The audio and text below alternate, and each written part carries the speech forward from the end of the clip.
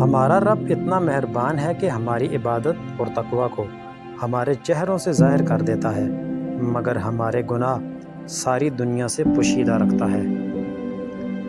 دنیا اور اہل دنیا کے کام آپ کے محتاج نہیں ہیں۔ ہر رات کی طرح ایک دن آپ کی زندگی میں بھی رات ہو جانی ہے۔ آپ کے جانے سے کچھ نہیں بدلنا، کچھ نہیں رکنا۔